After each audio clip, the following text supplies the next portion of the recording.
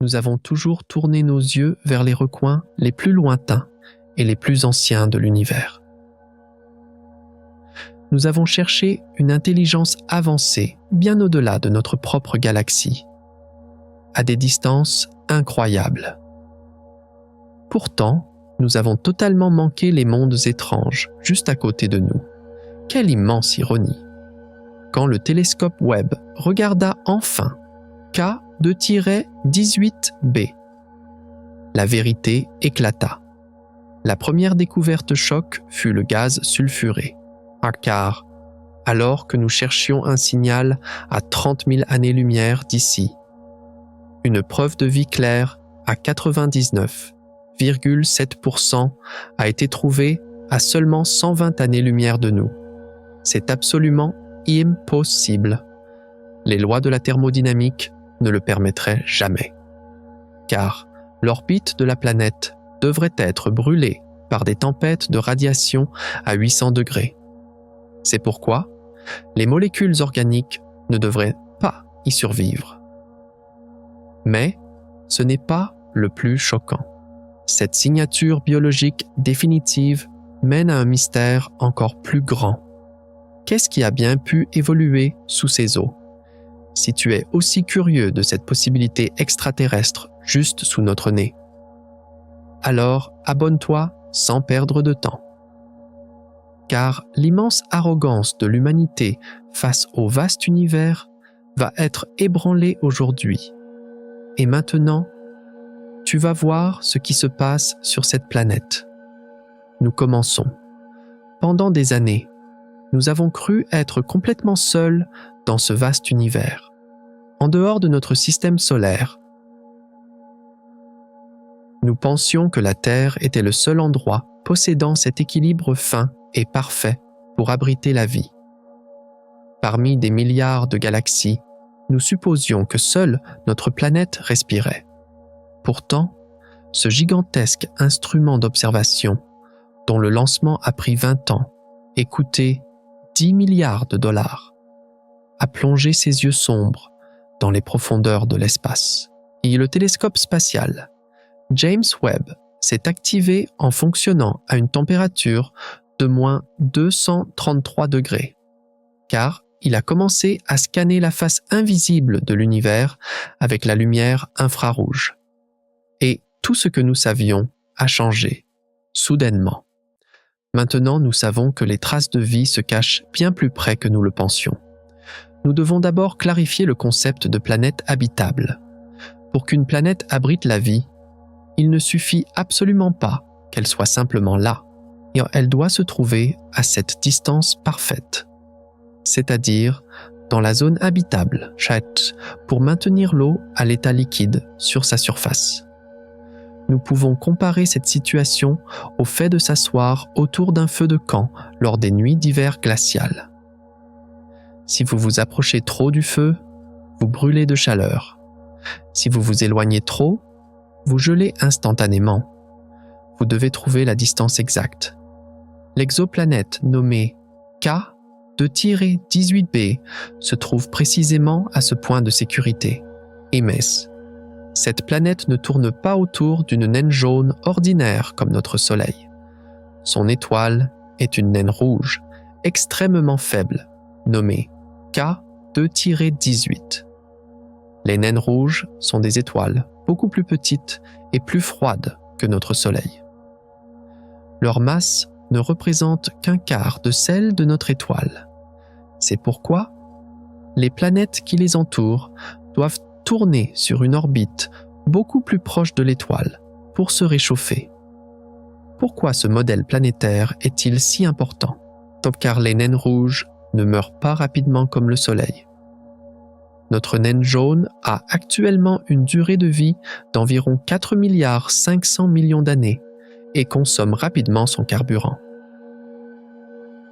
Pourtant, les naines rouges peuvent continuer à briller avec la même stabilité pendant 45 milliards à 70 milliards d'années. Ce chiffre représente une fenêtre temporelle gigantesque. Il offre une opportunité incroyable pour que la vie germe, évolue et devienne beaucoup plus complexe sur ces planètes. Un K2-18b ne se contente donc pas de rester au bon endroit. Elle se réchauffe également devant l'une des sources de chaleur les plus durables et les plus stables de l'univers. Mais ce qui est vraiment fascinant, c'est la structure étrange et bouleversante de ce monde lointain. K2-18b se situe à exactement 38 parsecs de la Terre, soit à environ 124 années-lumière. Si nous convertissons cette distance en kilomètres, nous obtenons le chiffre terrifiant de 1 quadrillion 200 000 milliards de kilomètres. Si l'atteindre peut sembler impossible pour le moment, car c'est une planète géante de type sous-Neptune qui ne ressemble en rien à la Terre. Son rayon couvre une zone 2,5 fois plus vaste que notre planète. Sa masse, quant à elle, pèse exactement 8 fois le poids de notre monde. Donc, si vous pouviez y poser le pied, la gravité de la planète vous clouerait au sol avec une force 8 fois plus violente. Elle complète un tour complet autour de son étoile en seulement 33 jours, car la température d'équilibre de la planète a été mesurée autour de moins 2 degrés. Ce chiffre peut vous paraître glacial au premier abord. Pourtant, cette mesure n'est qu'un équilibre radiatif de surface théorique.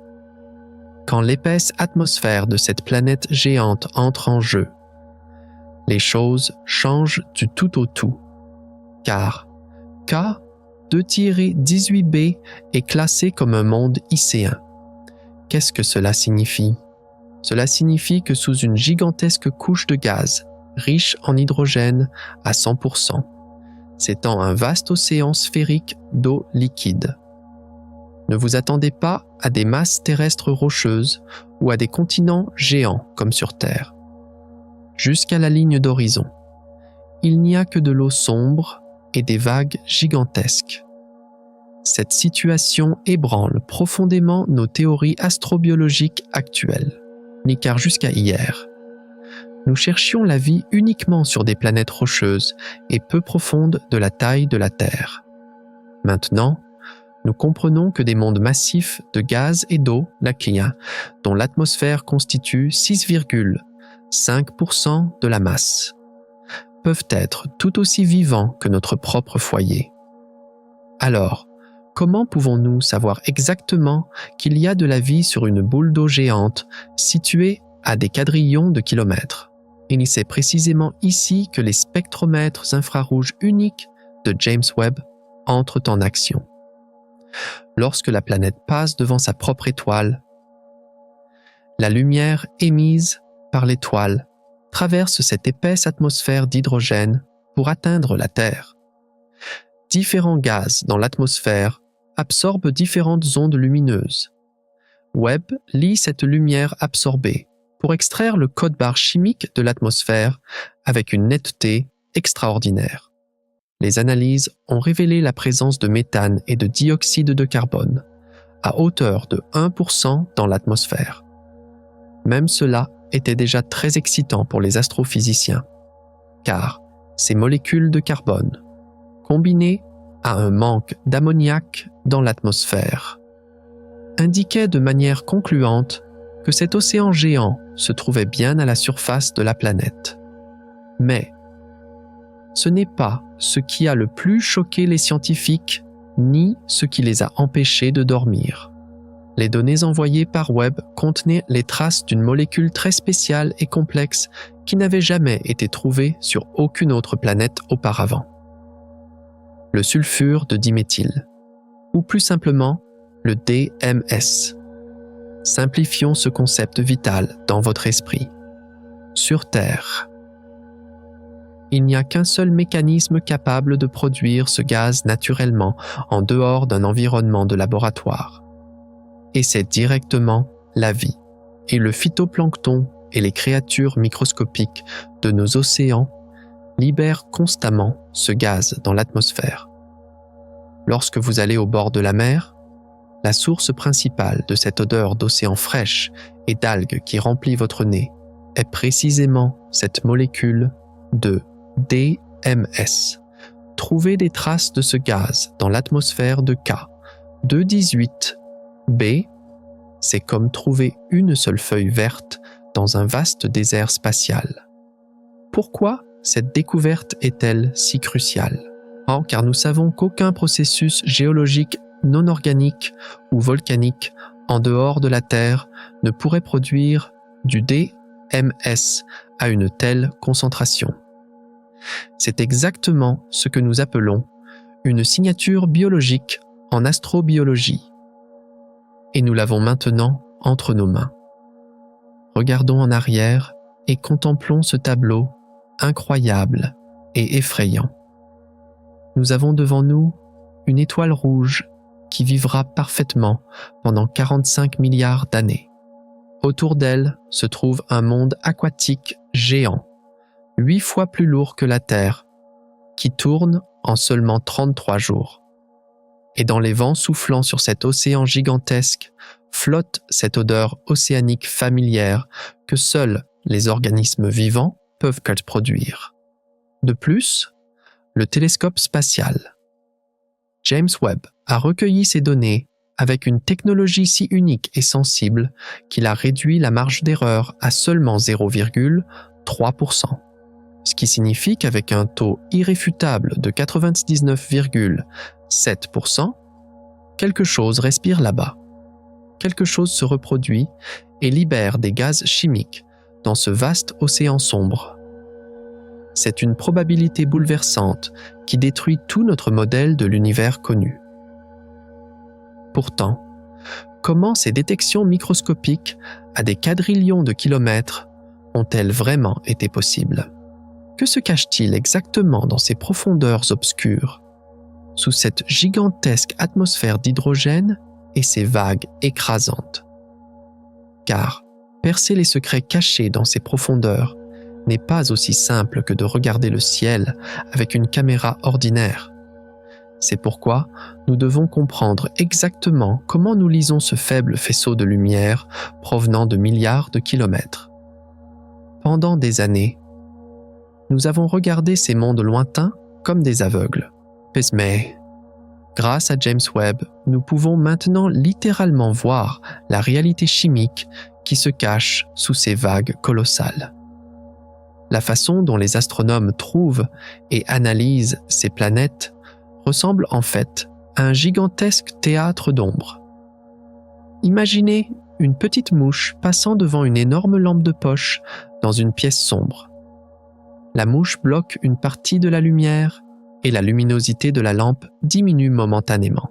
Et le système fonctionne exactement de la même manière dans l'espace. Nous appelons cela la méthode du transit. K2-18b. En passant devant sa propre étoile rouge, bloque une infime partie de cette lumière cramoisie. Pourtant, nos télescopes sont assez sensibles pour capturer même ce minuscule assombrissement, car cette immense lumière appartenant à l'étoile filtre à travers l'atmosphère de la planète avant de nous atteindre. K2-18b répète cet immense jeu d'ombre à chaque orbite de 33 jours autour de son étoile. La lumière de l'étoile parcourt une distance ahurissante en filtrant à travers l'atmosphère de la planète. Ces photons voyagent dans l'espace sur exactement 38 parsecs, soit 372 milliards de kilomètres. Lorsque les 18 miroirs plaqués hors de Webb collectent cette lumière, ils enregistrent instantanément ce changement, même si le taux d'assombrissement n'est que de 0,3%. L'épaisseur de l'atmosphère ne représente que 6,5% de la masse totale de la planète. Mais cette couche très fine copie parfaitement toute l'identité chimique de la planète géante sur cette lumière comme un code-barre. Pourquoi cette analyse de la lumière change-t-elle tout? Car avant, nous pouvions seulement calculer la taille et l'orbite de la planète. En observant le temps de diminution de la lumière, nous estimions grossièrement la taille de la planète. Mais maintenant, grâce au spectromètre, nous voyons au millimètre près dans quelle longueur d'onde cette lumière est absorbée. C'est pourquoi nous pouvons savoir avec certitude s'il y a de l'eau liquide ou de l'ammoniac toxique sous cette sombre couche de gaz. Toute l'histoire de l'astronomie avançait à tâtons dans une obscurité aveugle. Soudainement, Webb a allumé les lumières de l'univers grâce à cette technologie. Mais que sont exactement ces planètes comme K, 218b que nous appelons sous-Neptune ou super-Terre? Et pourquoi sont-elles si étranges? Si vous regardez notre propre système solaire, vous verrez une distinction très claire. Soit il y a de petites planètes rocheuses et dures comme la Terre et Mars. Soit il y a des boules de gaz géantes comme Jupiter et Uranus. Il n'y a absolument rien entre les deux. Imaginez que vous entrez dans un magasin pour acheter des vêtements. Et sur les étagères, il n'y a que des tailles petites et extra larges. La taille moyenne ou large n'a jamais été produite. C'est précisément cette étrange absence de taille dans l'espace que nous appelons l'écart de Fulton. Pourtant, la crête K 2-18b se trouve exactement au centre de ce vide cosmique inexpliqué.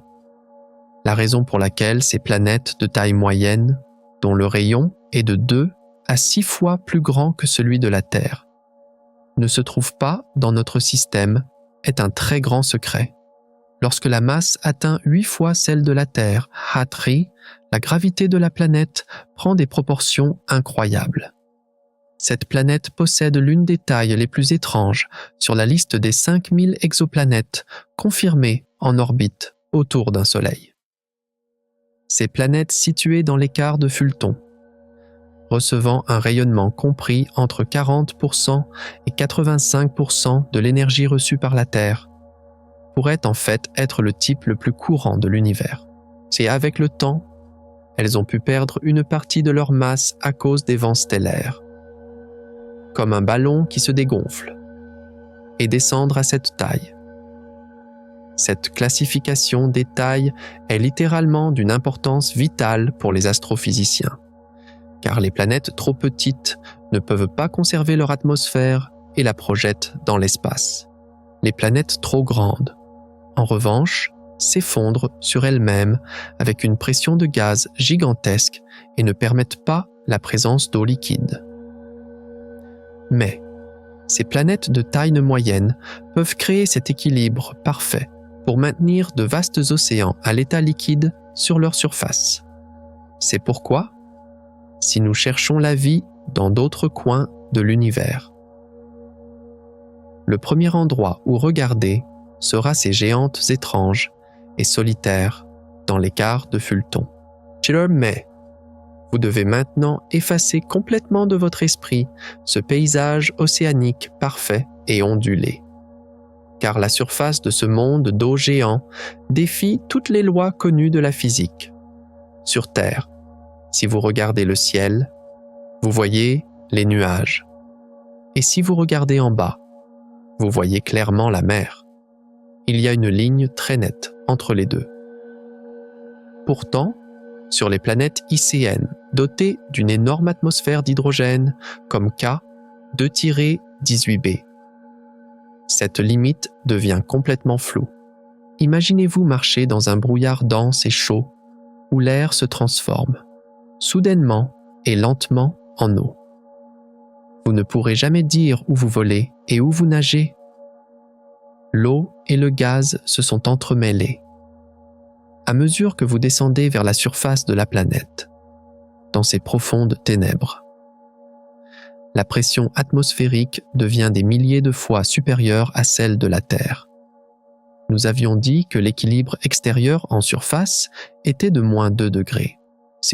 Mais au fond de cette gigantesque couche de gaz, à cette frontière ambiguë où commence l'eau, la température peut augmenter à des niveaux incroyables. Certains modèles climatiques montrent qu'il pourrait y avoir d'immenses coulées de lave et des températures de 1200 degrés au fond de l'océan. alors que les molécules d'hydrogène se diffusent dans l'eau dense. Les gaz de méthane et de dioxyde de carbone à 1% se déplacent constamment dans cette soupe liquide et gazeuse. Ce taux critique de vapeur d'eau de 0,9% est entièrement le résultat de ce cycle chimique complexe et chaotique. Ici, il n'y a pas d'atmosphère d'azote comme sur Terre. Tout est sous le poids étouffant de l'hydrogène. Cette situation redessine complètement les limites de la vie biologique. Car autrefois, nous pensions que les êtres vivants ne pouvaient se former que dans des mers peu profondes, sur des fonds rocheux, recevant directement la lumière du soleil. Mais est-ce? Cette soupe sombre et sous pression, à l'état de fluide supercritique, pourrait agir comme un immense réacteur pour les réactions chimiques. C'est pourquoi la probabilité de trouver des organismes étranges, ne ressemblant à rien sur Terre, mais survivant parfaitement dans cette pression terrifiante, ce manque d'ammoniac et ces ténèbres remplies d'hydrogène, ébranlent le monde scientifique jusqu'à ses fondations. Nous avons vu comment Webb sépare les photons de lumière avec cette immense précision. Nous avons compris la nature de ces planètes géantes, de l'écart de Fulton aux tailles perdues qui n'ont jamais existé dans notre système solaire.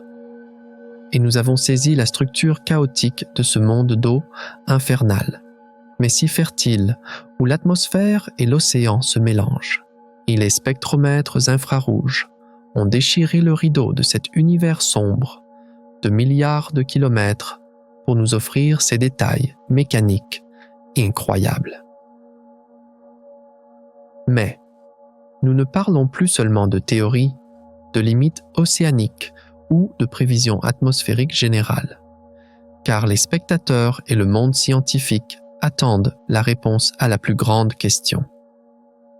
Quelles preuves vivantes et définitives James Webb nous a-t-il envoyées depuis ce gigantesque vide?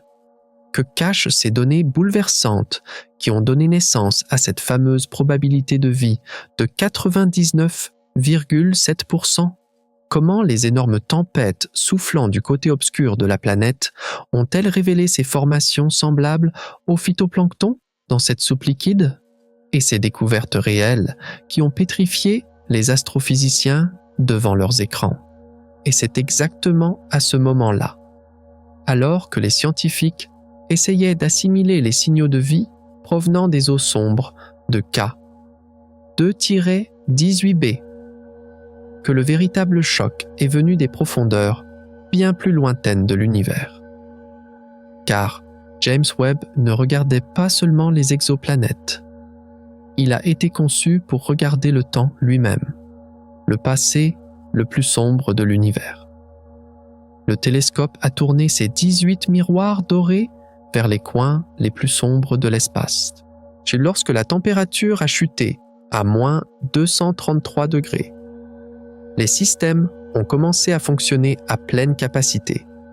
C'est à ce moment-là que des données à tout jeter à la poubelle ont afflué. Il ne devrait pas y avoir de fumée dans le coin le plus reculé de l'espace. Pourtant, il y en avait, à exactement 12 milliards d'années-lumière de la Terre. C'était comme si un immense incendie s'était déclaré dans une galaxie sombre. Là, la lumière avait voyagé dans l'obscurité de l'espace pendant 12 milliards d'années pour nous atteindre.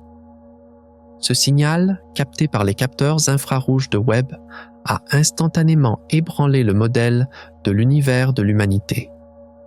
Car il avait reculé le record d'1 milliard d'années, bien que nous ne regardions qu'1,5 milliard d'années après le Big Bang. Les spectromètres du télescope ont détecté avec une clarté extraordinaire la signature chimique de ces molécules organiques complexes que l'on trouve dans la suie et la fumée sur Terre. Trouver ces lourdes molécules à base de carbone à une époque aussi ancienne et sauvage de l'espace était un désastre cosmologique total. Car, selon les lois de la physique et nos modèles, l'univers était très jeune à cette époque. il ne devrait y avoir que de simples gaz d'hydrogène et d'hélium. Il n'y avait absolument pas eu assez de temps pour que les étoiles meurent et dispersent ces éléments lourds dans l'espace par des explosions de supernovas. C'est pourquoi la présence de molécules de fumée dans cette galaxie sombre semblait totalement impossible. Les théories ne l'avaient jamais prévu. Le monde scientifique est resté pétrifié face à cette découverte, même si l'un des appareils présentait un dysfonctionnement. Cette fumée impossible se tenait là. C'était comme si quelqu'un avait allumé un feu à l'aube des temps. Mais, avant même que les scientifiques ne puissent se remettre de cette fumée, le télescope a capturé un tout nouveau cauchemar. Dans l'espace, il ne devrait pas y avoir de nuages géants formés de sable brûlant au lieu de neige ou d'eau. Pourtant, c'est exactement ce que Webb a trouvé. L'objet nommé VHS 1256b a détruit toutes nos règles météorologiques. Cette structure gigantesque était 20 fois plus grande que Jupiter, le géant de notre système solaire. Elle tournait autour de 2 naines rouges différentes. Et elle était si éloignée qu'il lui fallait exactement 10 000 années terrestres pour effectuer un seul tour. C'était une immense naine brune qui n'avait jamais atteint la masse nécessaire pour déclencher une fusion nucléaire. Elle brillait d'une lumière pourpre dans l'obscurité à cause de la chaleur torride qu'elle dégageait elle-même. Mais ce qui était vraiment impossible, c'était la structure des tempêtes qui faisait rage dans ce ciel, car les nuages de ce monde n'étaient pas faits de vapeur d'eau, mais de particules microscopiques de quartz et de silicate. Ces grains de sable chaud ne mesuraient qu'un micromètre. Des tempêtes géantes de la taille de la Terre projetaient des milliers de milliards de tonnes de sable chaud à des centaines de kilomètres par heure. Ce que du sable s'élève et flotte comme du gaz dans une atmosphère était une situation qui ne devrait absolument pas exister selon les lois de la gravité et de la thermodynamique. Pourtant, les yeux infrarouges de Webb ont enregistré la signature de ces tempêtes de sable milliseconde par milliseconde. Et maintenant, nous arrivons au véritable choc, au point zéro sombre, où la physique a fait complètement faillite. De gigantesques et vieilles galaxies ne devaient absolument pas se trouver dans les profondeurs de l'univers bébé. Mais, exactement 6 super galaxies géantes nous regardaient du fond des ténèbres, lorsque Webb s'est concentré juste après le Big Bang. Il a vu ce paysage terrifiant qui a fait perdre la tête aux astronomes.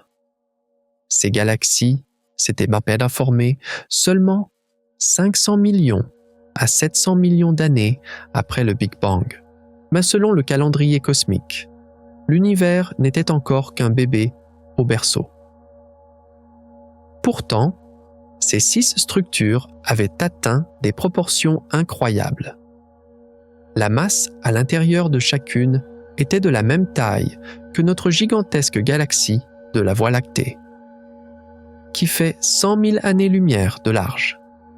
Pire encore, l'intérieur de ces galaxies grouillait d'étoiles rouges adultes, vieilles de plusieurs milliards d'années, car que les étoiles à l'intérieur semblent avoir des milliards d'années, alors que l'univers lui-même n'avait que 700 millions d'années, était littéralement une erreur de logique.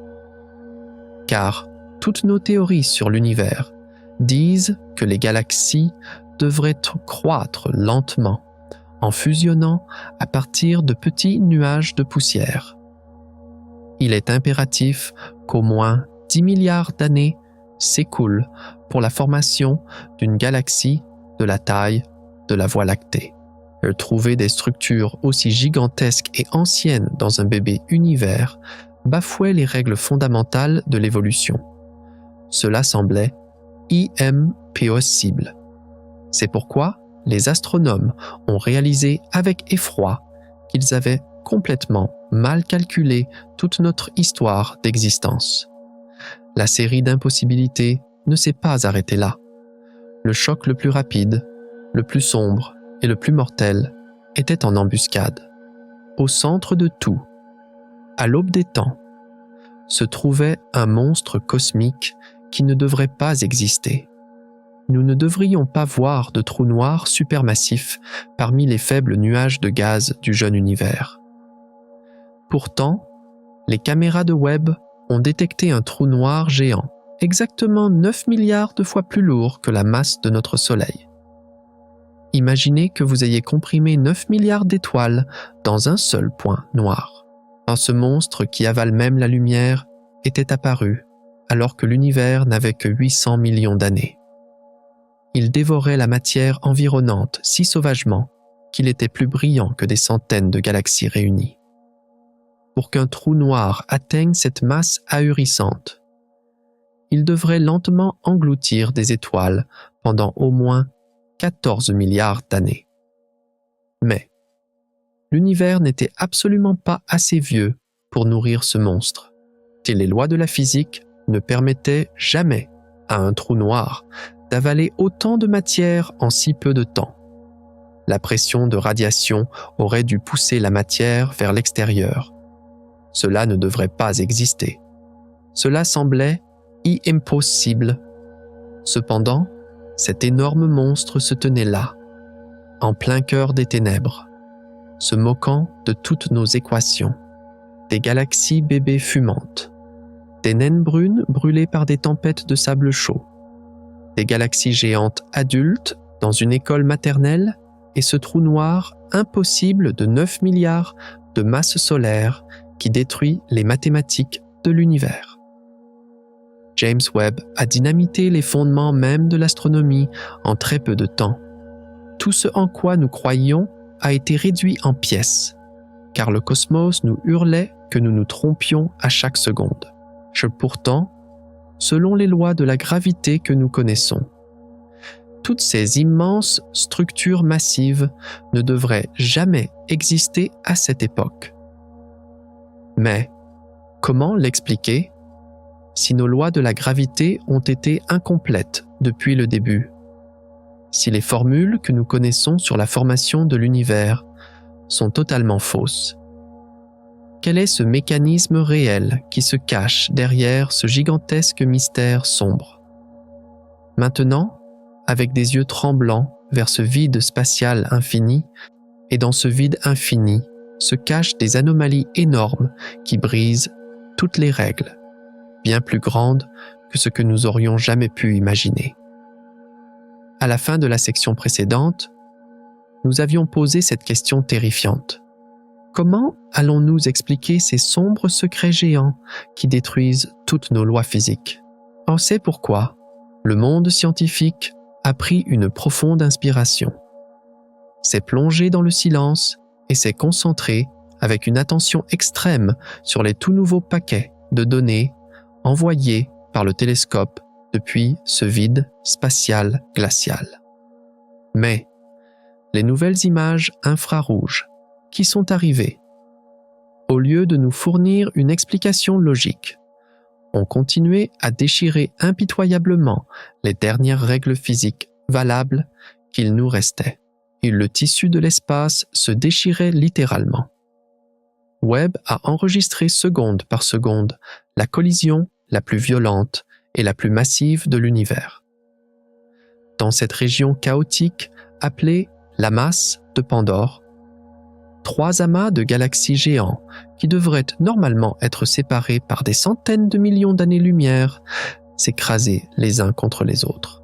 De ces 3 structures gigantesques, composées de milliers de milliards d'étoiles, de trous noirs massifs et de matière noire dense, fusionnaient impitoyablement pour créer un seul méga-amas.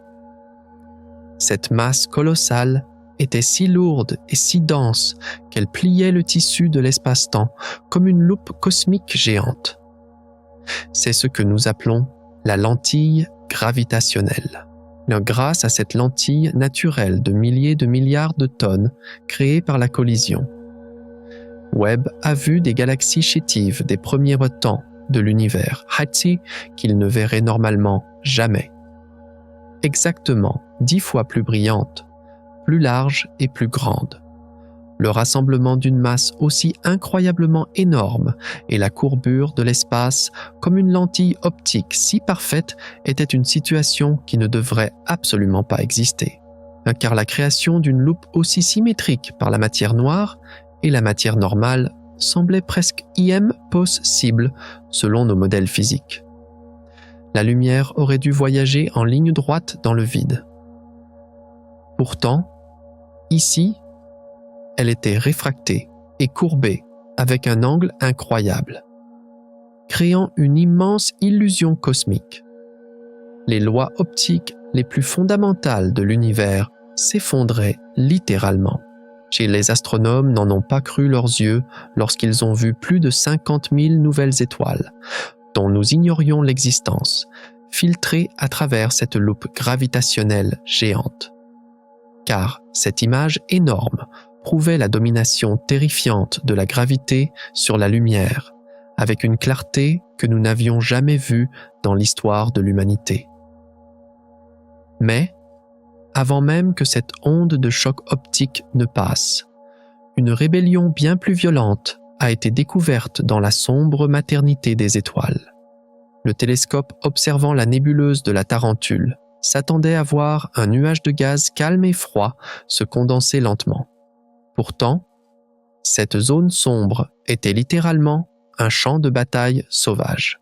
Cette nébuleuse géante, située à exactement 170 000 années-lumière de la Terre, mesurait incroyablement 1800 années-lumière de large. Cette structure était la région de formation d'étoiles la plus violente, la plus grande et la plus active parmi toutes les galaxies voisines de la Voie lactée. Lorsque les caméras infrarouges de Webb ont transpercé cet épais rideau de poussière cosmique, elles ont trouvé environ 30 000 jeunes proto-étoiles qui étaient auparavant cachées à nos télescopes.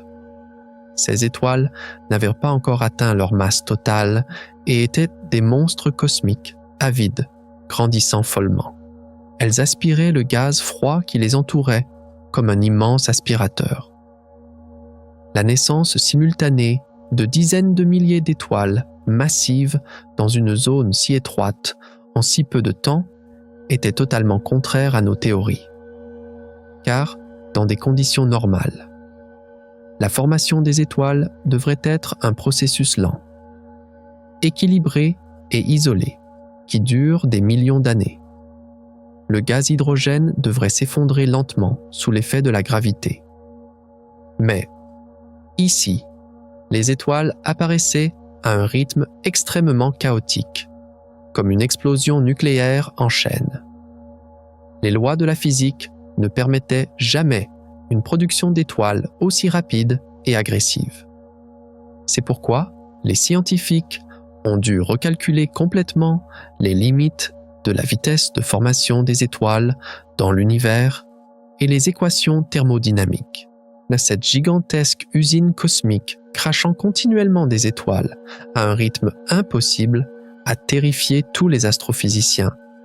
C'est pourquoi la chose la plus effrayante dans les profondeurs de l'espace n'était pas la mort ou la naissance sauvage d'étoiles massives.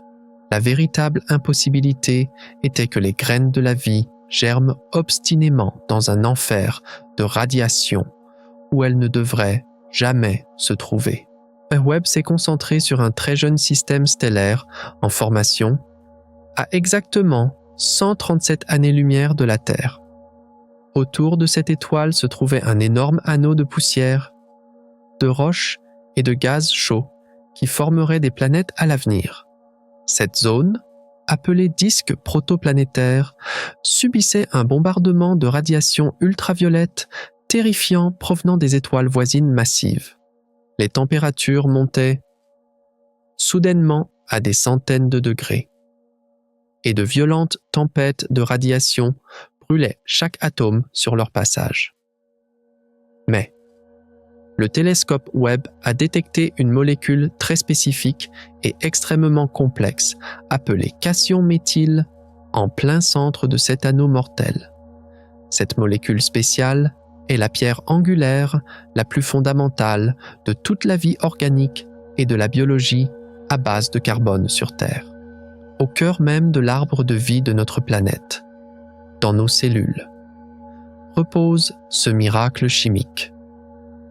Pourtant, l'existence d'une molécule de carbone organique aussi complexe dans cet enfer cosmique était littéralement impossible, car les radiations ultraviolettes destructrices auraient dû briser ces liaisons de carbone fragiles en quelques secondes et détruire complètement la molécule. Ces blocs de construction délicats de la vie ne pourraient absolument pas survivre à l'intérieur d'une tempête cosmique aussi violente. Toutes nos théories chimiques affirmaient fermement que les molécules organiques ne pouvaient être synthétisées que dans des nuages moléculaires protégés, calmes et d'un froid glacial. Mais cette découverte inattendue prouvait que ces radiations mortelles, au lieu de détruire les molécules, accéléraient activement leur formation. Or, cela signifiait que la vie pouvait naître non seulement dans des refuges sûrs comme la Terre, mais aussi dans les tempêtes de radiation les plus violentes et les plus meurtrières de l'univers. Nos lois chimiques ne pouvaient jamais suivre ce violent paradoxe. C'est pourquoi tous les astrobiologistes du monde entier étaient complètement sous le choc face à ce cation méthyle impossible. Par ces immenses lentilles optiques gravitationnelles qui plient l'espace-temps et combinent incroyablement 3 amas de galaxies massifs. Ces dizaines de milliers de proto-étoiles sauvages qui naissent à une vitesse impossible en violant impitoyablement les règles de la physique et qui déchirent toute la nébuleuse qui les entoure, et les éléments de base délicats de la vie qui continuent de germer obstinément au cœur même des tempêtes de radiation les plus brûlantes et les plus meurtrières de l'univers. Ces données incroyables que le télescope spatial James Webb nous a envoyées en seulement quelques mois ont complètement détruit nos règles centenaires de physique, de thermodynamique, d'optique et de chimie. Tout devait être réécrit. Mais maintenant, nous nous posons la question la plus grande et la plus critique.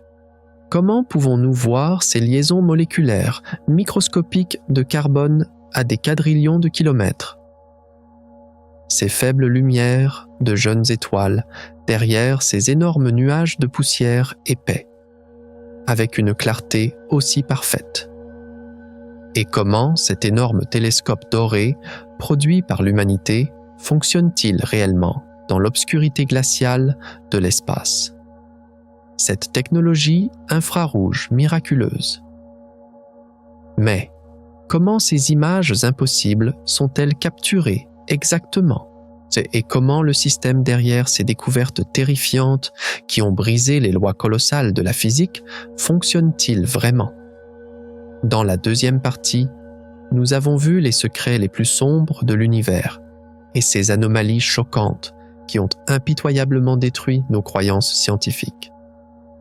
Pourtant, il est maintenant temps de se concentrer sur la manière dont ces galaxies impossibles et ces molécules complexes invisibles sont techniquement détectées, car l'obtention de ces données incroyables nécessite une ingénierie thermodynamique et optique bien plus profonde que de simplement lancer une grande lentille dans l'espace et de regarder le ciel.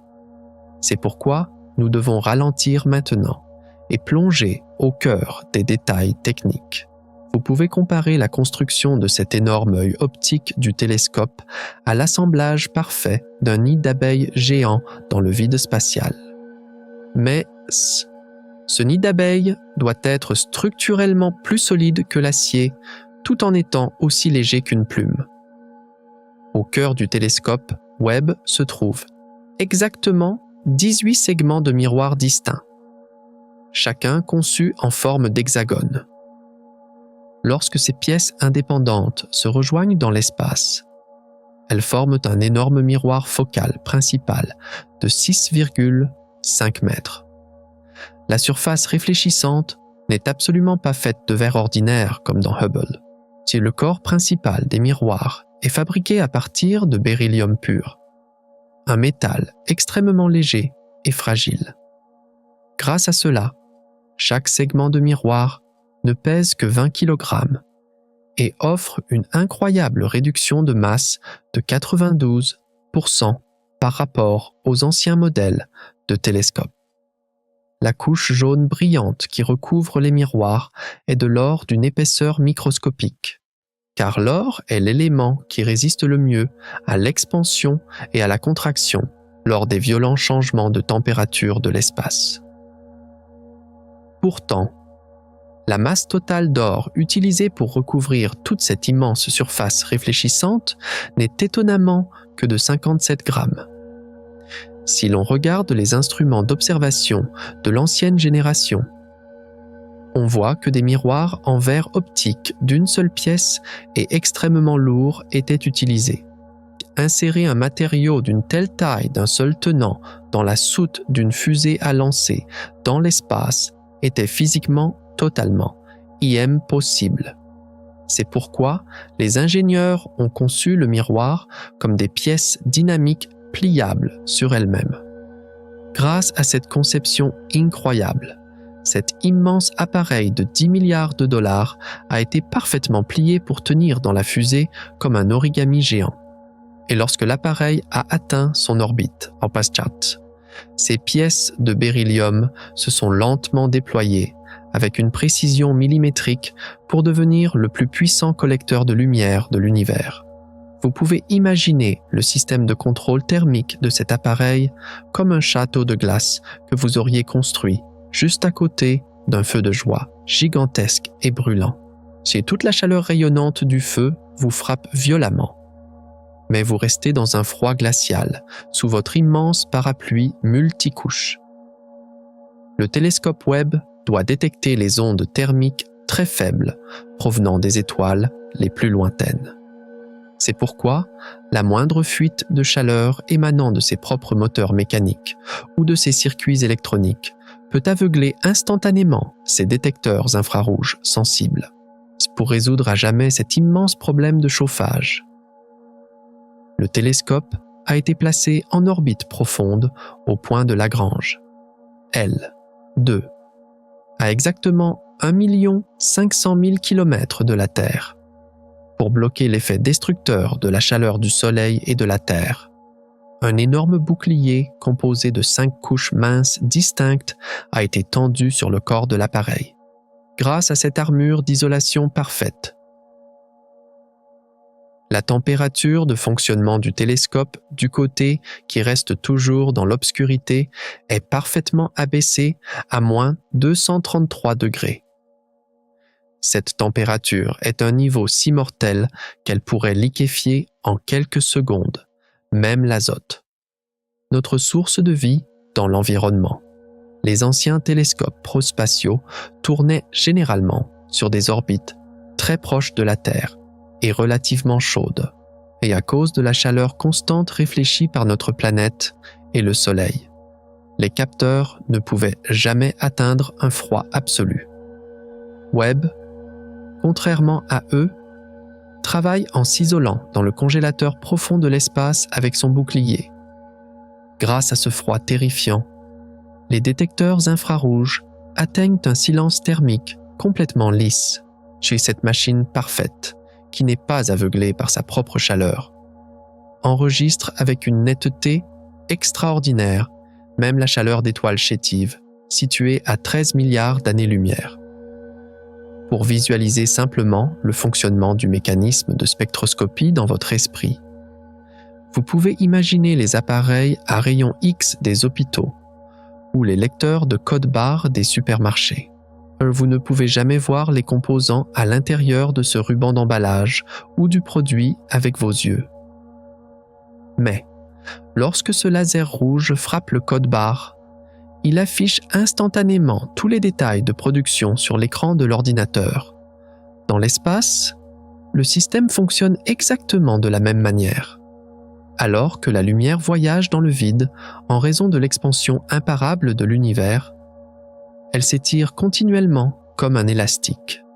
Lorsque cette lumière visible brillante provenant des galaxies bébés nous parvient des milliards d'années plus tard, sa longueur d'onde s'est complètement étirée pour passer dans le spectre infrarouge.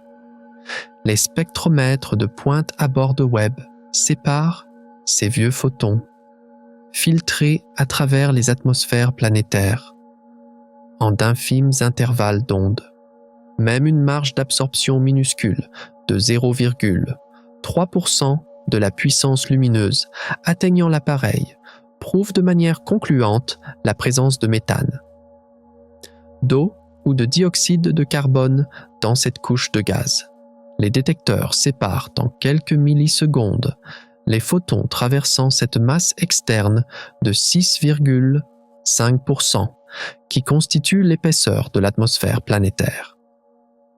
Les télescopes optiques traditionnels se concentraient uniquement sur la lumière perceptible par l'œil humain. Pourtant, cette lumière visible à ondes courtes, lorsqu'elle frappait les immenses nuages de poussière cosmique dans l'espace, était instantanément absorbée et l'information était complètement perdue. Alors que les ondes infrarouges, étant beaucoup plus larges et plus longues, peuvent glisser à travers ces épais rideaux de poussière sans se heurter à aucun obstacle. C'est pourquoi l'intérieur de ces immenses nébuleuses, où les télescopes optiques ne voient qu'un mur sombre, n'est qu'un verre transparent pour Webb. Grâce à cette technologie de lecture de code barre, nous voyons très clairement les molécules de carbone organique cachées derrière ces violentes tempêtes de radiation. Nous pouvons comparer cette merveilleuse technique de recherche astronomique à la détection d'un petit moustique volant devant un projecteur de stade à 100 km de distance dans l'obscurité totale. Il est physiquement totalement impossible de voir le moustique directement avec vos yeux à cette distance. Mais vous pouvez mesurer avec des instruments cette ombre microscopique qu'il crée momentanément dans la lumière brillante de la lampe. Chez les exoplanètes géantes de l'univers ne produisent jamais leur propre lumière. Ce sont des corps sombres qui orbitent autour de leurs étoiles. C'est pourquoi, pour les trouver, d'énormes satellites de balayage comme TESS, dont la construction a coûté 200 millions de dollars, doivent entrer en action. Pendant que le satellite TESS est en orbite, il filme continuellement des centaines de milliers d'étoiles avec les 4 immenses caméras à haute résolution qu'il transporte. Lorsqu'une planète passe exactement devant sa propre étoile, elle crée un assombrissement très petit mais très net de l'immense luminosité de l'étoile. C'est ce que nous appelons le transit dans le monde de l'astronomie. Si la lumière émise par une étoile diminue de façon très régulière, tous les 28 jours, ou exactement tous les 33 jours, nous comprenons qu'il y a une planète cachée qui tourne rapidement à cet endroit. Car autrefois, pour trouver ces planètes invisibles, on n'utilisait qu'une ancienne méthode de mesure de la gravité appelée astrométrie. Nous essayons de mesurer le léger vacillement de l'étoile dû à l'attraction de la planète environnante. Pourtant, c'était une formule extrêmement complexe avec une forte marge d'erreur, en la méthode des transits. En revanche, mesurant la baisse de lumière au millimètre près avec des capteurs nous donne la taille, la masse et l'orbite exacte de cette planète de manière infaillible. C'est pourquoi l'énorme télescope de 10 milliards de dollars n'a pas besoin de réfléchir aveuglément à l'endroit où regarder dans l'espace. TESS détecte les cibles et trouve les coordonnées. Et Webb s'y concentre avec une précision chirurgicale pour examiner l'atmosphère des ombres. Lorsque nous rassemblons toutes ces incroyables merveilles d'ingénierie, un tableau technologique monumental apparaît. Ces miroirs légers en beryllium recouverts microscopiquement de 57 grammes d'or pur Ces immenses boucliers solaires, isolés à 5 couches, fonctionnant à moins 233 degrés. Ces spectromètres infrarouges qui lisent la lumière, filtrée par l'atmosphère, comme un code-barre chimique, et les caméras TESS, qui enregistrent simultanément le minuscule jeu d'ombre de centaines de milliers d'étoiles. Ces appareils extraordinaires, développés par l'humanité, fonctionnent ensemble comme une horloge parfaite pour mettre en lumière les chocs les plus anciens et les plus sombres de l'univers. Mais les limites de notre immense technologie spatiale et les obstacles que nous rencontrons ne s'arrêtent pas là, car pour que ces données incroyables soient traitées, interprétées sans erreur et que les segments de miroir soient finement alignés en interne, il y a des processus très différents qui fonctionnent continuellement en arrière-plan. Alors, ces autres mécanismes qui permettent à ce système complexe de survivre dans les conditions mortelles de l'espace. Car la survie de cette gigantesque structure mécanique dans les conditions impitoyables et glaciales de l'espace ne se résume absolument pas à posséder un bon bouclier solaire. Chaque pièce du télescope doit se réparer et s'aligner parfaitement de manière autonome. À des millions de kilomètres de la Terre, sans aucune intervention humaine. Dans la première moitié du 3e chapitre, nous avons examiné comment ce système de miroirs géants se plie et se déploie, or MES, derrière l'intelligence optique qui empêche le système de devenir aveugle dans cette obscurité profonde de l'espace, se cachent des dynamiques bien plus sensibles. C'est pourquoi nous nous concentrons maintenant sur ces mécanismes incroyables de réglage fin de l'appareil. Faire fonctionner 18 miroirs hexagonaux distincts comme un seul œil dans l'espace ressemble à la direction d'un orchestre symphonique géant. Si un seul instrument joue avec un retard d'une milliseconde ou une fausse note, cette musique magnifique est complètement gâchée. Ces 18 miroirs dans l'espace doivent de la même manière travailler comme un cœur optique parfait. Pourtant, ce processus d'unification physique n'est pas une tâche aussi facile qu'on le pense. Lorsque les segments de miroir s'ouvrent pour la première fois dans l'espace, ils reflètent la faible lumière provenant des étoiles comme 18 points, flous et distincts. C'est exactement à ce point critique que l'incroyable système de moteur caché derrière Webb entre en action. Derrière chaque miroir léger en beryllium, comme MES, se trouvent 7 actionneurs mécaniques de précision capables d'effectuer des mouvements beaucoup plus fins qu'un cheveu humain. Ce système à ressort pousse, tire et incline légèrement sur son axe ces miroirs de 20 kg avec une précision parfaite à l'échelle du nanomètre. L'activation du système et l'alignement des miroirs pour créer un point focal unique et net impliquent exactement 286 étapes mécaniques distinctes.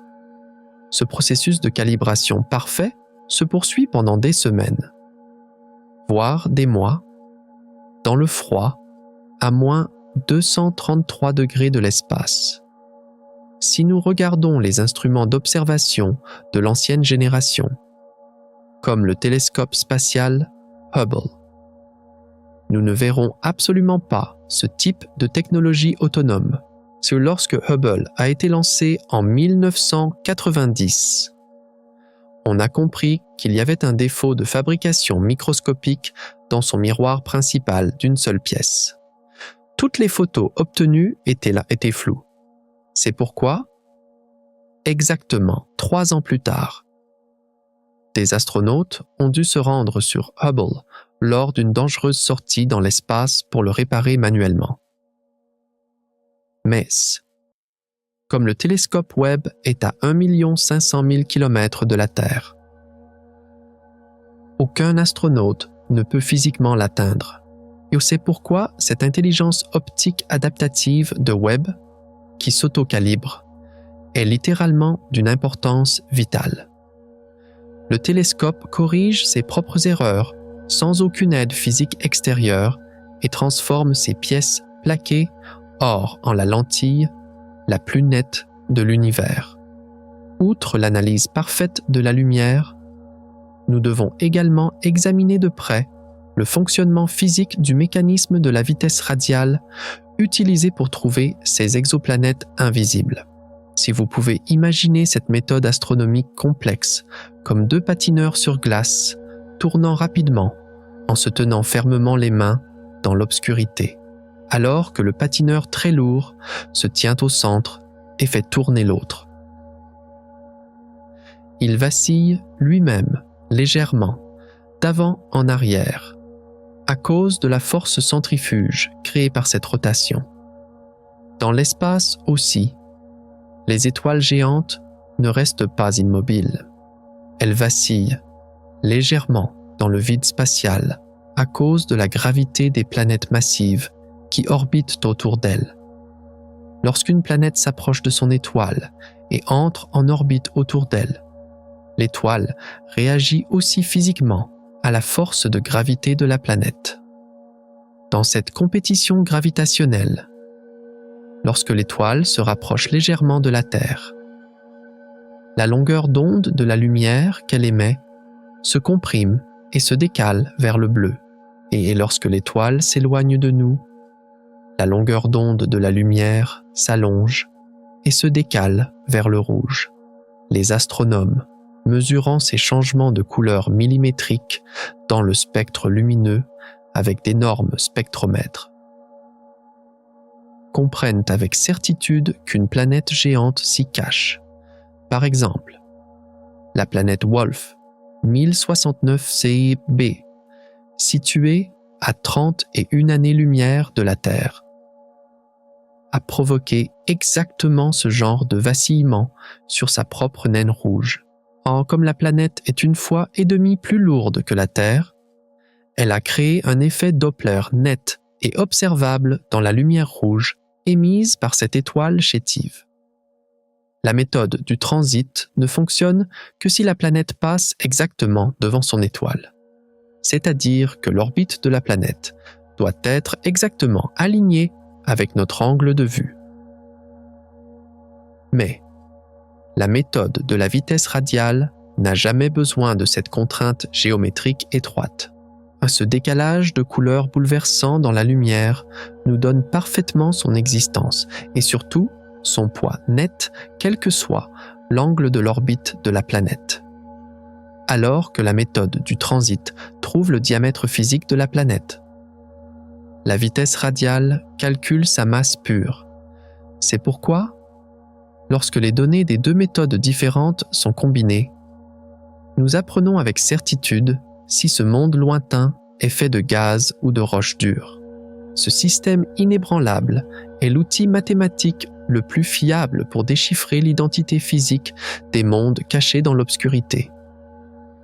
La technologie de détection principale qui gère toutes ces mesures gravitationnelles et ces immenses miroirs est la caméra dans le proche infrarouge. Pour comprendre comment ce système fonctionne optiquement, vous pouvez imaginer marcher dans un brouillard très dense et épais avec des lunettes de vision nocturne thermique.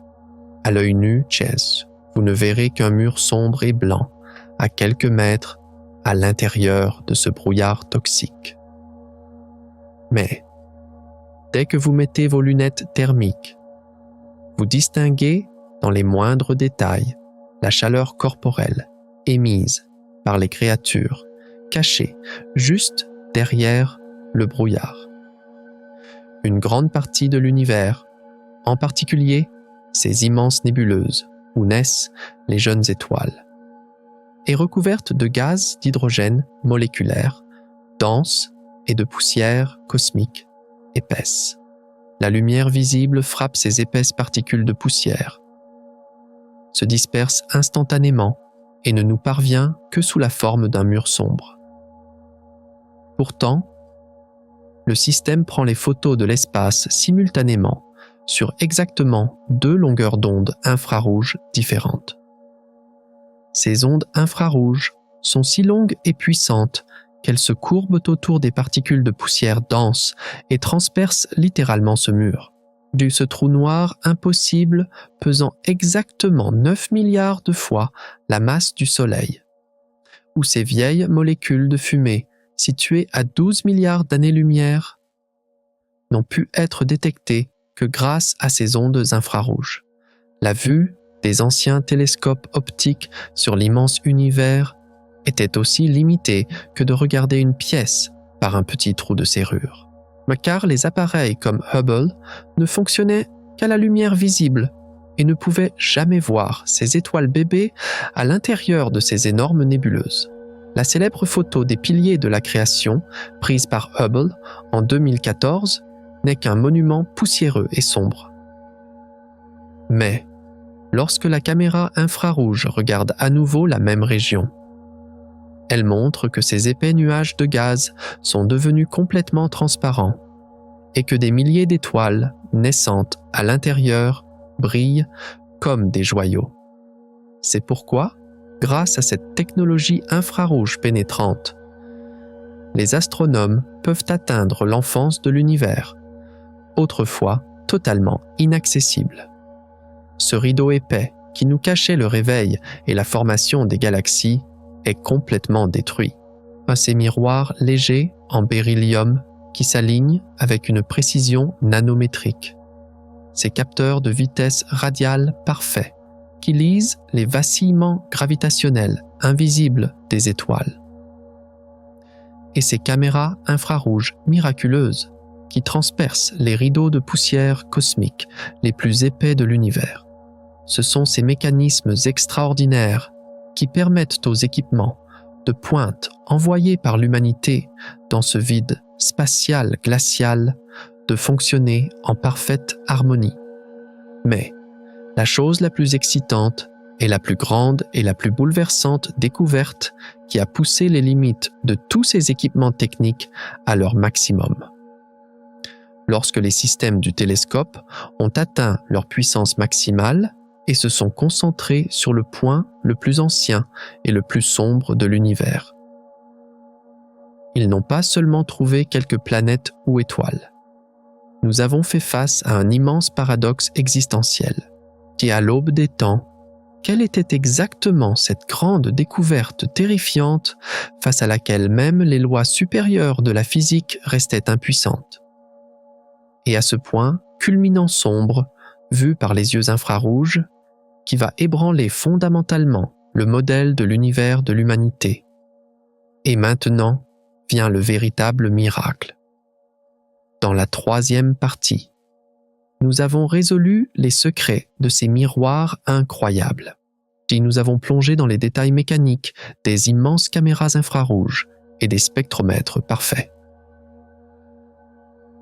Pourtant, cette technologie spatiale géante n'a pas été conçue uniquement pour chercher des planètes ordinaires. Les yeux dorés et perçants du télescope étaient fixés sur les coins les plus sauvages de l'univers. Car l'objectif principal était de briser impitoyablement ces terrifiants records qui dessinent les limites de l'existence. Tous les tabous cosmiques auxquels nous avons cru tout au long de l'histoire de l'humanité se sont effondrés un par un. Maintenant, retenez votre souffle, car les données provenant de cette obscurité glaciale de l'espace ne sont pas seulement de simples découvertes. Ce sont d'immenses déclarations de guerre ouvertes contre les lois de la physique. Le rythme est maintenant à son maximum. Voici le point culminant, le plus épique et le plus terrifiant de l'univers qui commence. IM possible. Mais c'était tout à fait vrai. La Terre n'était pas le centre le plus parfait de l'univers. Et maintenant, nous comprenons que nous ne sommes absolument pas l'endroit le plus parfait pour la vie. Pendant des années, nous avons pris notre planète pour un paradis biologique. Nous la considérions comme une norme IM possible à dépasser. Mais Webb et les analyses de données approfondies ont instantanément pulvérisé cette croyance arrogante. et devant nous se dresse une toute nouvelle liste cosmique bien plus parfaite que la Terre. La NASA a découvert exactement 24 planètes super habitables. Les records étaient littéralement inconcevables. L'immense planète nommée Koi 5715,01 tournait autour d'une naine orange géante. L'espérance de vie de cette étoile géante se situait entre 45 milliards et 70 milliards d'années. Notre petit Soleil n'était qu'une brève étincelle à ses côtés. Equa 3010,01. Quant à elle, était exactement 1,5 fois plus massive que la Terre. La température moyenne à sa surface était d'exactement 19 degrés. Cette chaleur merveilleuse mettait les océans dans un équilibre parfait. Selon les calculs des astrobiologistes, la probabilité de trouver de la vie sur cette planète a atteint un record terrifiant de 84% pour la première fois dans l'histoire. Alors, comment cela peut-il être possible? Comment une planète peut-elle être plus fertile que notre berceau évolutif? Car la masse de la Terre se trouve en réalité seulement à la limite inférieure de la protection atmosphérique. Une masse plus grande signifie une atmosphère immense. Une atmosphère plus épaisse crée le bouclier le plus puissant de l'histoire contre les rayonnements cosmiques. C'est pourquoi ces immenses océans atteignent un équilibre thermodynamique beaucoup plus stable que sur Terre. Le monde scientifique a été littéralement paralysé face à ces immenses données. La quête du modèle terrestre dans les manuels scolaires a été instantanément jetée à la poubelle, car nous ne cherchons plus de planètes ressemblant à la Terre. Nous cherchons ces mondes géants qui lui sont de loin supérieurs. Nous ne sommes plus le sommet de l'existence. Obscurité. Rien qu'une obscurité totale et étouffante. Il ne devrait pas y avoir de monstre géant dans l'espace qui avale la lumière de sa propre étoile avec une sauvagerie insatiable. Pourtant, les télescopes ont instantanément découvert cette terrifiante anomalie cosmique. Devant nous se tenait la gigantesque WASP-12b. Elle était exactement 2 fois plus grande que Jupiter. Mais ce n'était pas une planète ronde. La gravité terrifiante de son étoile l'avait impitoyablement étirée pour lui donner la forme d'un œuf géant. Le plus grand record était son obscurité insondable. Cette géante gazeuse avalait sauvagement exactement 94% de la lumière stellaire qui tombait sur elle. Aucun photon n'était renvoyé dans l'espace. Du côté jour, la température grimpait à 2500 degrés pour la première fois dans l'histoire. Même le côté nuit brûlait à 1200 degrés. Mais les records ne se sont jamais limités à cela. Une autre planète géante appelée Kelt 9b a tout poussé encore plus loin. La température de surface de cet enfer sauvage était d'exactement 4300 degrés. Ce chiffre était presque équivalent à la surface brûlante de notre étoile. Qu'une planète soit aussi chaude qu'une étoile était un défi ouvert à toutes les lois de la physique. Comment était-ce possible? Lorsqu'une planète est exposée à une chaleur aussi terrifiante, elle devrait s'évaporer instantanément. Son épaisse atmosphère devrait être balayée en quelques secondes dans les profondeurs de l'espace, car les lois de la thermodynamique ne permettraient absolument pas à cette immense chaleur de retenir le gaz. La gravité centrale ne pourrait jamais arrêter cette violente expansion. Pourtant, ces œufs sombres continuaient d'exister obstinément. Ces monstres crachèrent des milliards de tonnes de gaz de leur atmosphère dans l'espace chaque seconde. Le choc dans le monde scientifique était vraiment immense, car la frontière physique nette entre planète et étoile a été effacée pour toujours, et les astrophysiciens ont dû recalculer d'urgence les limites de fusion absolue des planètes. Gigantesques, une taille sans limite et effrayante. Les anneaux planétaires ne devait jamais dépasser une certaine limite physique. Mais J1407b a fait son apparition avec une structure immense qui ferait honte à tout notre système solaire. Elle était la planète la plus grande, la plus large et la plus impossible de l'espace. Rappelez-vous immédiatement ces fameux et fascinants anneaux de Saturne. 7 millions ans à maintenant. Agrandissez ces minces anneaux exactement 640 fois. Ce système avait des dimensions tellement incroyables qu'il a bouleversé les records. Si J1407b remplaçait exactement Saturne dans notre système solaire, ces anneaux terrifiants apparaîtraient beaucoup plus immenses qu'une pleine lune dans le ciel de la Terre.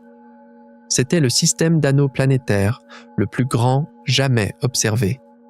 Sa largeur totale s'étendait effrontément sur 120 millions de kilomètres, et la masse totale de la poussière cosmique tournant à l'intérieur de ces disques géants était presque égale à la masse de la Terre.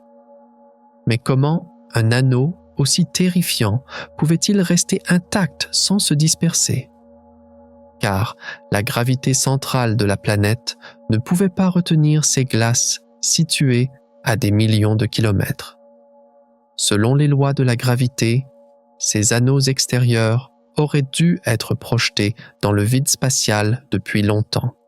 Ou alors, il était impératif qu'ils s'effondrent rapidement vers le centre en une spirale mortelle. Cet équilibre orbital géant était théoriquement totalement impossible.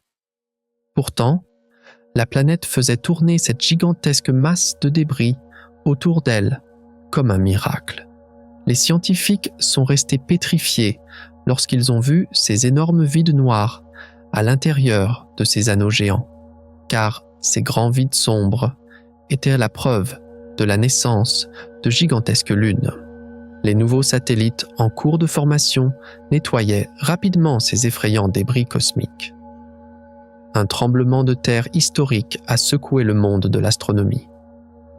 Les modèles de formation des planètes et des satellites dans l'univers se sont retrouvés totalement démunis.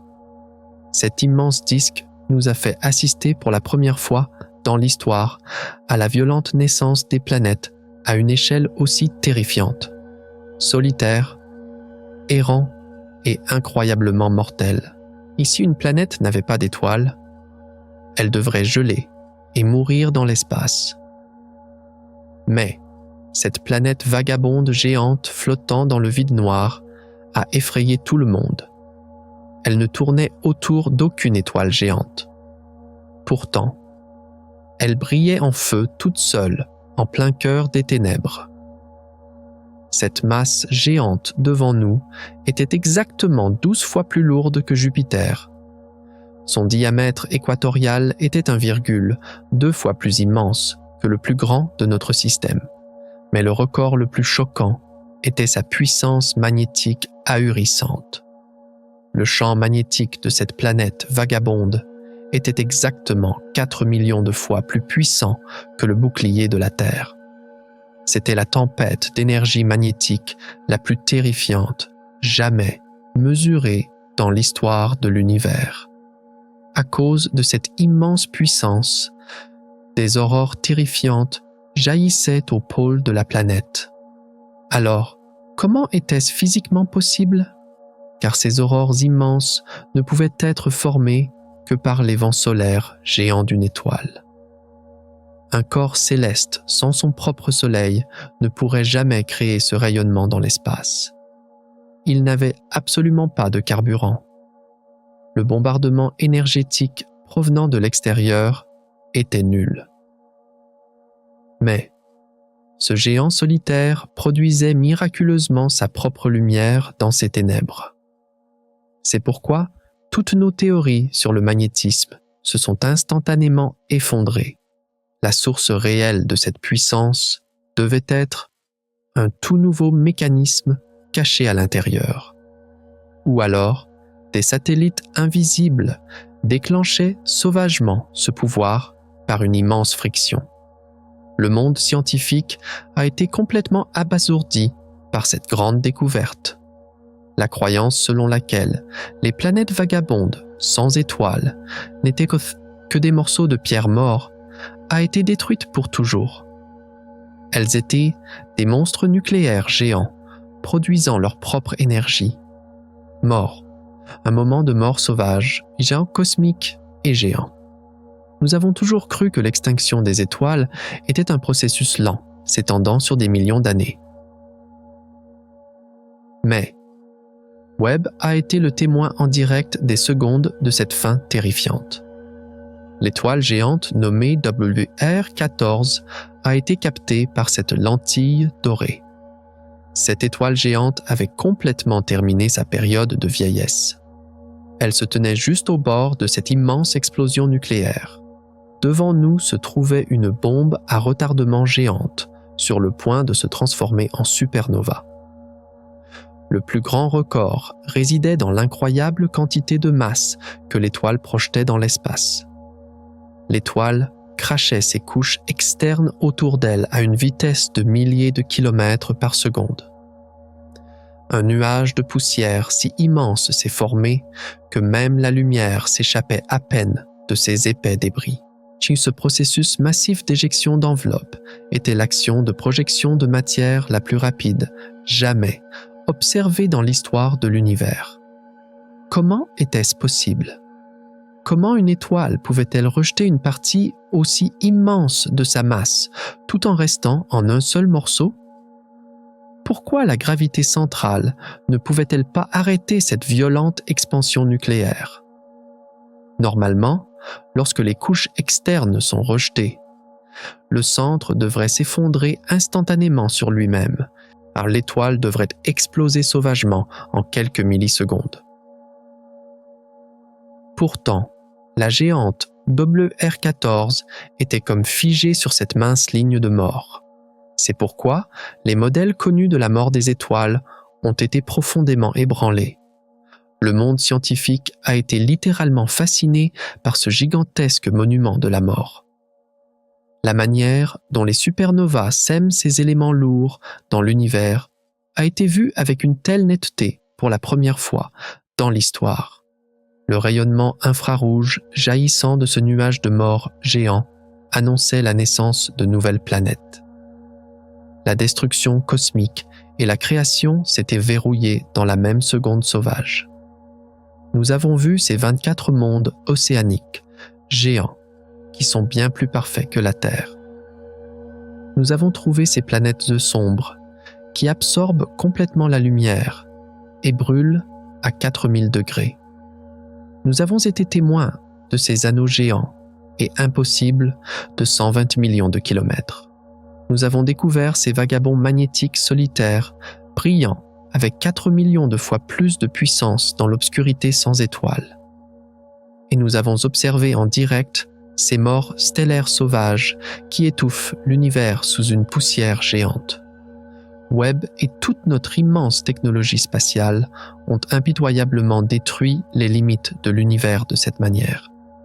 Chaque nouveau chiffre géant enregistré était en fait l'arrêt de mort d'une ancienne loi en laquelle nous croyions. En tant qu'humanité, nous avons réalisé avec amertume à quel point notre ignorance cosmique était grande. Mais il y a plus. Il y a beaucoup plus grand et philosophiquement bien plus terrifiant. Alors, que signifient exactement pour notre place dans l'univers tous ces records battus et toutes ces découvertes sombres et impossibles? Si toutes nos immenses lois de la physique se sont effondrées, disparaissent lentement à l'horizon. Tu réalises au fond de toi, avec une sérénité profonde et paisible, que chaque extinction et chaque fin est en fait le messager d'un tout nouveau commencement cosmique dans ta propre vie éphémère. Nous sommes tous, en tant qu'êtres nés, des cendres d'étoiles mortes il y a des milliards d'années. Les anneaux indissociables de cette immense chaîne temporelle qui déclenchera un jour cette grande migration universelle et portera obstinément le désir de vivre inextinguible de l'humanité vers l'éternité dans l'obscurité, après avoir appris toutes ces immenses vérités, ces lois impitoyables de l'univers, ces gravités écrasantes qui font fondre les os, ces océans d'ammoniac sans fond ne comportant aucune masse terrestre et ces ciels rouges sans fin. Je veux maintenant que tu te tournes vers toi-même et que tu te poses une question très honnête dans ce profond silence. À la fin de nos recherches spatiales, veux-tu vraiment aller sur ces planètes vagabondes, solitaires et errantes, sans la lumière d'aucune étoile, tout recommencer à zéro, lutter contre d'effroyables difficultés technologiques et devenir un réfugié cosmique dans l'obscurité?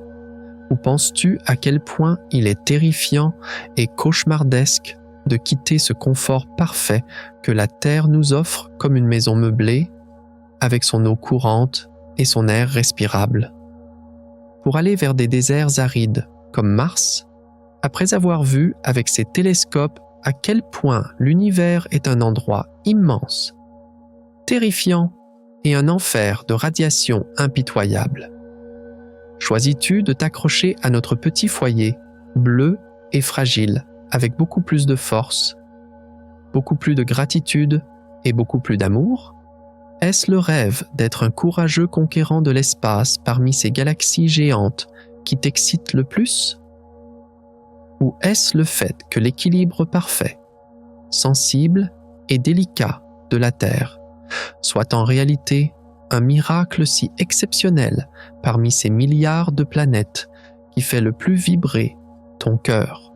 En fait, ces deux sentiments complexes, opposés et profonds qui traversent ton esprit en ce moment et qui se combattent sont tous deux extrêmement justes, extrêmement humains et extrêmement significatifs. Car nous sommes, d'une part, des explorateurs courageux, intelligents et insatiables qui veulent conquérir l'inconnu sombre, élargir nos horizons et toucher les étoiles. Mais, d'autre part, nous sommes aussi ces enfants évolutionnaires délicats, émotifs et nostalgiques de leur foyer, qui recherchent simplement l'atmosphère familière, les mers chaudes et le ciel sûr de leur propre maison, et qui ont peur de se perdre dans l'obscurité infinie. Tous ces chiffres spatiaux immenses et incroyables, ces records d'astrophysique impossibles pulvérisés par nos télescopes, ces découvertes effrayantes des spectromètres infrarouges et ces profonds contrastes philosophiques dont nous discutons en nous-mêmes nous livrent désormais un message existentiel très important, très clair et inébranlable.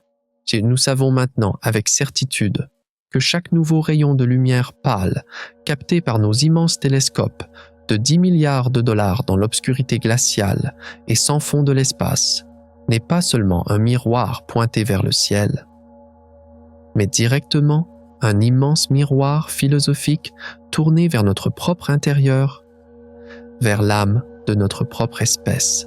Ces miroirs légers plaqués hors de James Webb ne reflètent pas seulement de vieilles galaxies à 13 milliards d'années-lumière ou des tempêtes de sable mortel, mais ils reflètent aussi parfaitement notre quête de sens infini, notre fragilité biologique et notre immense solitude cosmique face à des milliers de milliards d'étoiles, alors que la dernière étape de cet immense voyage, plein de découvertes physiques, séquentes, techniques et géantes vers ce sombre vide spatial, touche à sa fin. Doucement et lentement, nous commençons à regarder les étoiles avec un regard philosophique très différent, beaucoup plus mature et beaucoup plus profond. Après toutes ces données complexes que nous avons recueillies, ces règles de la physique que nous pensions immuables et que nous avons détruites, et ces molécules impossibles que nous avons trouvées dans les atmosphères de ces planètes sauvages. La tempête s'apaise lentement et il ne reste qu'une seule vérité absolue. Alors, avec cette toute nouvelle perspective technique et philosophique que nous avons acquise face à l'immensité silencieuse, froide et infiniment impitoyable de l'univers. Comment retournerons-nous dans notre propre monde à la toute fin de l'histoire? Lorsque nous lèverons la tête la nuit et regarderons ce ciel d'un noir d'encre, où trouverons-nous exactement notre véritable foyer et notre place ultime parmi ces innombrables étoiles étrangères brillantes que dans cette vidéo, nous avons exploré les profondeurs de l'univers, les lois brisées de la physique et ses planètes géantes. Mais je ne t'ai pas encore révélé le véritable grand secret. Tout cet immense chaos que nous avons vu n'est qu'un petit vestige de la toute première seconde de l'existence. Alors, comment l'univers s'est-il étendu des milliers de milliards de fois à une vitesse incroyable en l'espace d'une milliseconde? Lors du prochain voyage, nous descendrons vers le sombre secret de l'inflation cosmique. Es-tu prêt?